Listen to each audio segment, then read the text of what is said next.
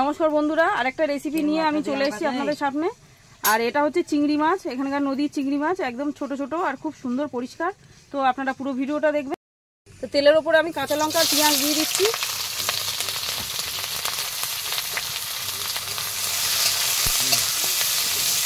ছোট্ট একটা ভিডিও, আপনারা পুরো ভিডিওটা দেখবেন।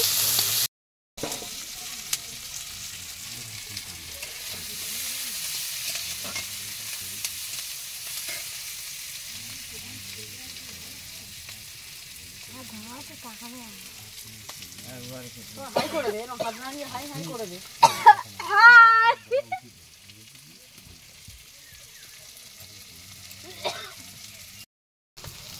তো পেঁয়াজ আর লঙ্কাটা ভাজা হয়ে গেছে, এখন আমি চিংড়ি মাছগুলো দিয়ে দিচ্ছি।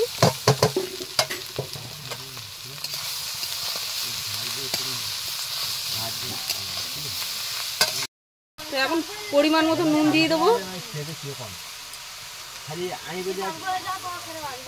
হলুদ দিয়ে দেবো। খুব ভালো করে এটা নাড়াচাড়া করতে হবে, ভেজে নিতে হবে একদম খুব ভালো করে। আর এই চিংড়ি ভাজাটা খুব ভালো খেতে হয়। তো এখন একটু লঙ্কার গুঁড়োও দিয়ে দেবো, কারণ এই ভাজাটা যত ঝাল ঝাল হবে তত টেস্ট হবে খেতে।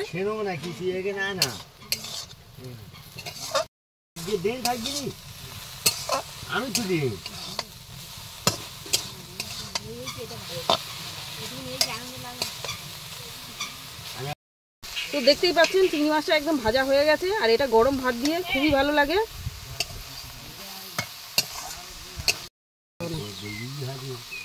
তো একটু গরম মশলা দিয়ে দিলাম এর মধ্যে। তো দেখতেই পাচ্ছেন চিংড়ি মাছটা একদম হয়ে গেছে ভাজা। আর আপনাদের যদি এই রেসিপিটা ভালো লাগে অবশ্যই লাইক কমেন্ট শেয়ার করে দেবেন, আর সাবস্ক্রাইব করতে ভুলবেন না।